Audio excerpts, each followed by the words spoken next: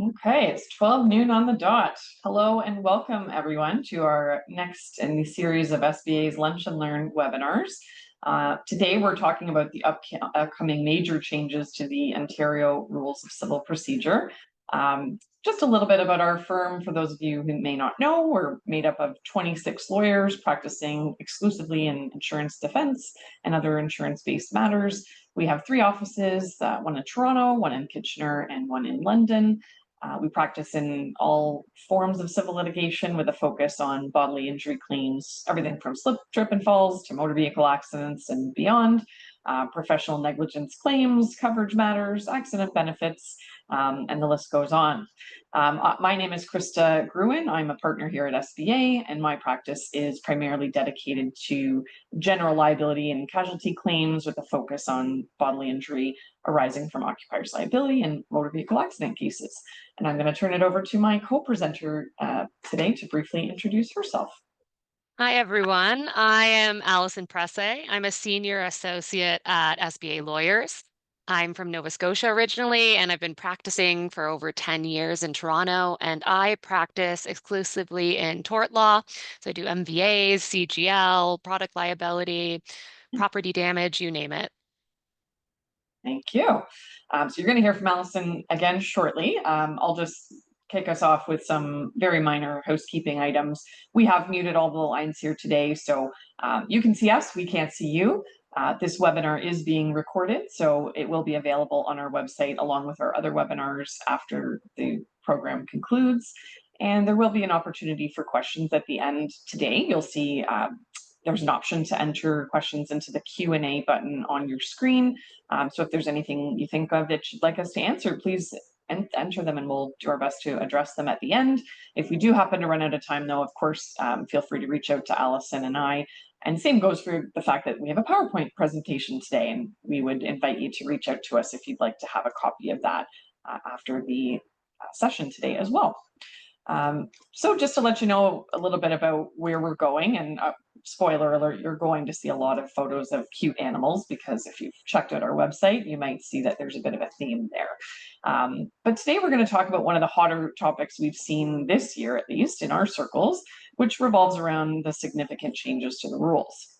Everyone seems to be in agreement that change is necessary, given the delays that we're seeing, particularly in how long it's taking matters to get to trials.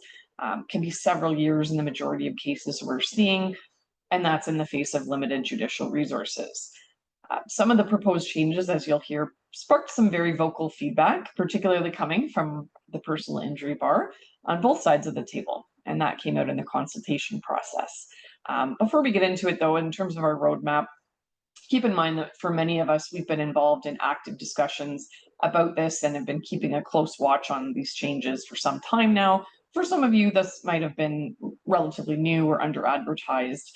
So we want to bring it back to how it all started. Allison's going to provide us with some brief background on the Civil Rules Working Group and go through the phases of the Civil Rules Review and give some details about the proposed changes that we saw most recently in the Phase 2 consultation paper that came out earlier this year. And then I'm going to talk about some of the key feedback that came out of the consultation process.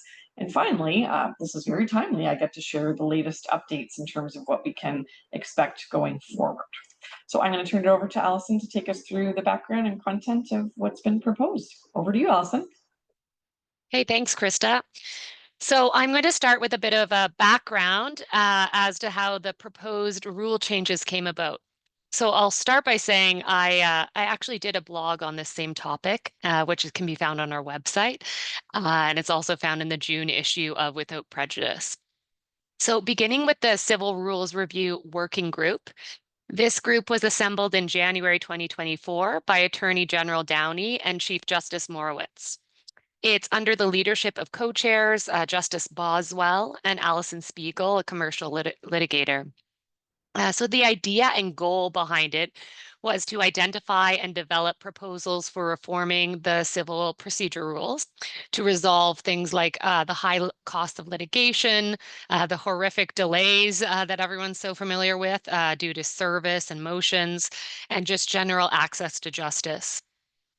So this group is made up of judiciary, members of the bar, and academics, and they are in charge of a 3-phase project spanning over 2 years, and that's called the Civil Rules Review.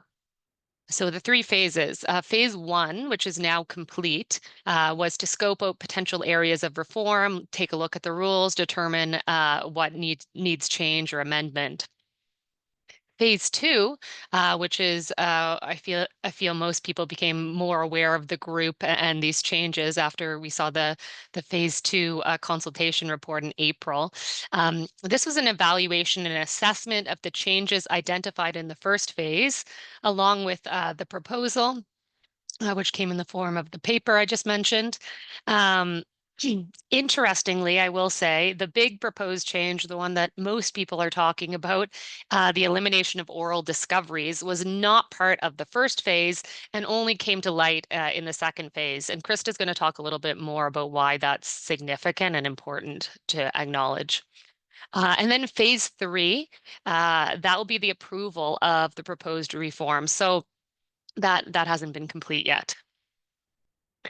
I'm going to go through, I think I have 14 proposed changes that I've noted as most significant, most interesting, talk to you a little bit about what those changes are.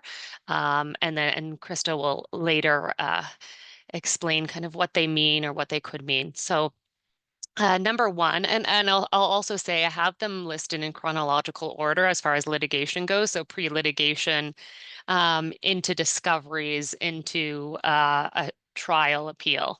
So starting with the first one, we have pre-litigation communication. So the proposed change is that certain cases would require early exchange of documents and positions and discussion of potential resolution prior to any claim being filed. Next one has to do with pleadings. And it would be an implementation of online forms for commencing claims or applications. Number 3 is service by email, which will now be accepted. It would be a requirement for defendants to confirm acceptance of of service when a claim comes to their attention by any means. And defendants who did not do so would face cost consequences. Number 4 is regarding default proceedings. Plaintiffs would be required to serve a notice of default before noting a defendant in default. The defendant would then have 14 days to have that default set aside. And if set aside, there would be a presumptive entitlement to full indemnity costs to the plaintiff. I think I'm on number 5 now, which has to do with evidence exchange. And parties, the proposed change would be that parties would be required to begin producing evidence immediately upon serving pleadings. Next one is reliant only documentary disclosure. Another bit of a hot topic one. Parties would exchange only documents they intend to rely on at trial rather than all relevant documents, which we currently do. In addition to that, parties would also be able to request additional documents through an arbitration-style Redfern request procedure and written interrogatories. And the next one is the big one that everyone's talking about. It's the elimination of oral discoveries. Oral examinations for discovery would be replaced with an upfront exchange of affidavits from all anticipated trial witnesses. The next change would be regarding motions. Parties could bring a motion at a director's conference where a judge would have the ability to decide the motion without evidence or order evidence or submissions. And regarding mandatory mediation and case conferences, all cases would be assigned a scheduling conference approximately 1 year after claim issuance. And this would be aimed at decreasing the amount of motions, setting trial and mediation dates quicker. And mandatory mediation would occur before trial in all cases rather than some, which it currently is. Moving on to experts, the proposed change is that a maximum of 1 expert per party per issue would be allowed. There would be an increased use of joint experts, and pre-trial expert conferences would exist to determine areas of agreement and disagreement between experts. And then with respect to delays, by council, by parties will now face consequences. So significant consequences to delays would be introduced, such as striking a party's pleadings, and a delay penalty would follow a missed interim deadline. And with respect to trials, the proposed change would be that trials would be scheduled within 2 years of commencement of a claim, and joint chronologies and books of documents would be mandatory for all trials. And then if an appeal comes about, the proposed change is that there be some clarity as to the definitions of a final and interlocutory order. So there be fewer disputes over appellate jurisdiction and requirements for leave to appeal. And then finally, the last one that I made note of has to do with costs. There would be a presumption of partial indemnity costs and a lower threshold for full indemnity costs. So now I'm going to pass it on to Krista to tell us a little bit more about what these changes could mean and where we are now and going forward. Great, thanks, Allison. So as you can see, it's not just a few tweaks. This is a major overhaul. So with that, following the release of the Phase 2 consultation paper, the Civil Rules Review Committee invited any interested parties and groups to provide feedback submissions. And that submission deadline had been set for June 16, 2025, which was about 6 weeks after the Phase 2 report was released. I was personally part of a task force who volunteered to assist with the feedback submissions on behalf of Canadian Defence Lawyers, which has quite a massive following of about 1,200 lawyers, with the majority practicing in Ontario. So this was really important to a lot of us and, of course, our clients. And our submissions and other submissions from many other groups were very substantial. They took a lot of effort on behalf of the whole team. And we were really pleased to see how everything, how the bar came out to provide the feedback that we received. So this is very timely because just last week, Justice Kerry Boswell spoke at the annual Law Society of Ontario Motor Vehicle Litigation Summit and provided an update. And as expected, overall, the request for the consultation resulted in significant engagement on behalf of the bar. They received over 200 responses in total, some of which are very voluminous. And as you can see with the amount of material, they received 2,200 pages of that and have been reviewing them simultaneously, collecting them, and they've actually been corralled into one place for the public. That's on a website called Civil Justice Watch, and that's created by a University of Windsor professor, Noel Semple. And in fact, if anyone is interested, you can definitely go to the website called civiljusticewatch.ca and click on the tab Submissions Clearinghouse, and you'll see all of the submissions gathered there if you'd like to read more about it. Justice Boswell advised that the working group has read through all of these submissions, and they've been working diligently to prepare a revised policy proposal in response. But before we get to that, it's useful to provide some of the areas of key criticism that the committee appears to have received from the personal injury bar in particular, based on the papers and responses that have been published. So I'll share some of that with you. When we distill the feedback, we see three major themes come out, which is criticisms and feedback on the upfront evidence model, the threshold for documentary disclosure, and of course, the hot topic, as Allison already alluded to, which is the proposed elimination of oral discoveries, which has been part of our system for certainly much longer than I've been practicing. So the upfront evidence model, the idea is that it impacts other public sectors because, as Allison mentioned, there's a lot more emphasis on the use of medical experts, family doctors, that sort of thing. So it's seen as increasing a burden on Ontario's healthcare system and Ontarians as a whole. And the concern that that's going to create increased costs and result in inequality for some parties. There's also a concern that if an insured or a witness is unable or maybe even unwilling to participate, it will be impossible to prepare a meaningful witness statement, which could potentially create a huge disadvantage to the defense from the outset. And it could also create a risk of possible denied coverage if the insurer has experienced prejudice due to violations of the pre-litigation protocol, which is a big part of the system, the proposed system.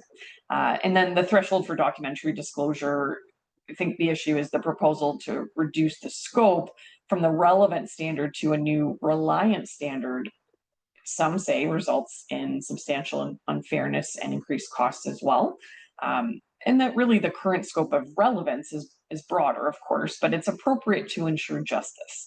And when we look at that, we see relevance defined by the pleadings as the system currently is. And when we look at the working group materials, there's an absence of data to support that recommendation in terms of course, we want to try to keep things more efficient, but it's really about trying to assess the relevant standard and seeing a large support for that continuing in the future. And then, of course, with the proposed elimination of oral discoveries, if you followed any of this on LinkedIn, you certainly have seen a lot of it. But it really comes down to the fact that the purpose of discoveries has really been, put out there in the submissions and thought about. And it's the process of questioning the opposing party that's not just a relic of tradition, it's more that it's consistently recognized for its proven effectiveness in uncovering things in a matter and really understanding how things are going to play out. And frankly, it's been a cornerstone of our civil litigation process for the last, more than 100 years in the Commonwealth. And of course, credibility comes into this because I can say as, defense lawyers, we're often seen as the eyes and ears for our clients to understand how is a witness going to truly present if this matter were to proceed before a traditional trial. How is a trier of fact, whether a judge or jury, going to perceive this person? You see the experience of civil litigators and their comments are saying it's common to even in a pretrial be asked about how is your witness going to present, and that's a key cornerstone rather than waiting until a conventional trial and really rolling the dice at that point to see how they present. That's a big concern to a lot of people. And frankly, at the end of the day, it's the suggestion that documentary production just can't replace oral discoveries. So there's a big push to try to keep those, obviously. And so now looking at the major criticisms, we see where are we going from here? And the next phase is phase 3, which would be the approval of the proposed reforms. We see some being preserved, others being eliminated, and obviously you see the spoiler on this slide, but based on the latest update, at least from Justice Boswell, it doesn't look like discoveries are totally being eliminated outright, but of course there are some very major changes, which I can take us through. So back on September 12th, that's when the working group delivered its executive summary of the phase 2 consultation process. That would have gone before the Attorney General and the Chief Justice for the opening of the courts, which again, this is very timely because that's tomorrow, September 25th. The executive summary is not published, but I understand it was fairly lengthy. And the working group is now on its 3rd draft of the final proposals, which, if adopted, will significantly rewrite the rules. So according to Justice Boswell, some proposals in the consultation paper will be preserved, as I mentioned, some are being eliminated. We do see the upfront evidence model in there with the pre-litigation protocols remaining, and the broad principles would replace the existing Rule 1.04.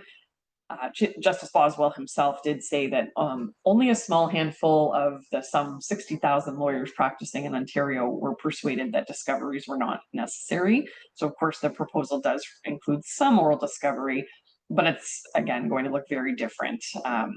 So you're going to see a single originating process for all proceedings. Another big change is mandatory mediation, not necessarily just for the certain jurisdictions we have now. We see the service by email on lawyers being supported and the proposed changes as well.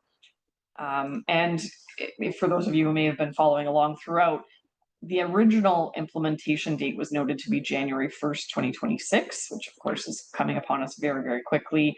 And Justice Boswell was clear that the regulations will not even be drafted by then, so there's really no chance that they'll actually be in effect by then.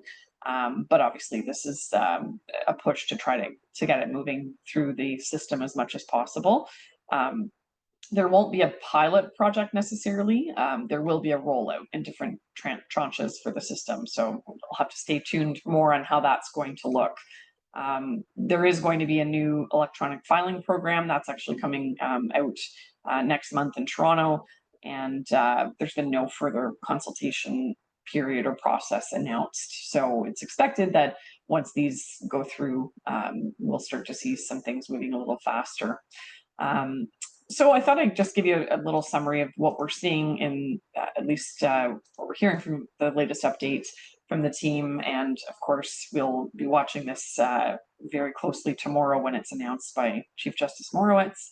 But what we're seeing is, of course, pending approval by the Attorney General and the Chief Justice, there's going to be a 3-track system. So the first track would be the application track, where you're seeing, disputes over in relation to statutes or liquidated damages. The second track would be a summary hearing, and we're told that would be for claims under 500,000, and then a high value track for claims over 500,000, which, in a standard statement of claim, as long as it's not simplified, we're seeing claims typically in the $1 million or $2 million range. So presumably a lot of the personal injury matters would fall under that track. The pre-litigation protocol, the PLP, that would include things like sworn affidavits of all witnesses early on that eventually counsel can cross-examine later. So just breaking that down a little bit, the application track, the way it's going to work, and Justice Boswell provided a very helpful flow chart. It's just not something that is feasible to show on a PowerPoint slide, but this is sort of the bullet points from that, which would be a directions conference being mandatory for the parties in the application. Of course, the usual service and exchange of pleadings and evidence, followed by cross-examinations. Mediation would be as directed, then FACTA would be exchanged, followed by a summary hearing. So that's relatively straightforward in the application track. And then in the summary hearing track, again, that's claims under 500,000. At the 1-year mark, after everything is initiated, then that's the directions conference that's scheduled after the final defense is filed. And also you would schedule mediation and hearing dates at that point. So obviously one of the implications of that is it may impact plaintiff counsel's ability to grant waivers of defense because the system is so tightly scheduled at that point. A paper trial date would be fixed. The judge can order witness testimony. In terms of the discovery, no oral discoveries here. It's the upfront evidence model with witness statements and expert reports. And it's noted that the hearing judge can view a video recording of cross-examinations of witnesses on affidavits. So we see our friends to the south often recording these depositions by video, not something we typically do here routinely, at least in my practice area, but it seems like something that might come about. And then, of course, followed by cross-examinations, exchanging of FACTA, mediation, and summary hearing as well. So then we get to the high value track. That's the claims over 500,000.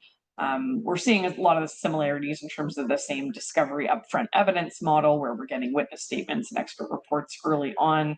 And there will be what they call focused examinations from an oral perspective. These aren't determined yet, but there's been some suggestion that they may be anywhere from 90 minutes up to 4 hours or so, but really we don't have a lot of details on that at this point. Similarly, there would be the 1-year scheduling conference. That's again no later than a year after the final defense is filed, and then a conventional trial date would be fixed. So by that point, of course, early on, you're expected to have your expert reports. There is a mediation. There's also a trial management conference, and then, of course, a conventional trial. Now, the key difference here, though, is that we don't really see the traditional pre-trial that we're used to. in that sense, where we'll have a judge who often can act like a mediator and try to settle cases. Here it's trial management. That's very different. That's the part we get to after we've determined that we can't settle the matter. So it will be much more focused on getting everything lined up for the trial than it is on settlement. So that's an opportunity potentially lost that we'll all have to be mindful of going forward. And then just in terms of what's applicable to all of the tracks, you'll see here that, again, the standard process is the same. Motions, when they're filed, it would trigger a directions conference to see if that can be dealt with before any kind of actual motion. There would be scheduling conferences to help with any issues there to move things along. And then I was pleased to hear this one, but I'm told that regulations are in the works for WAG motions to permit automatic production of police files. So that would hopefully save a considerable amount of time with that.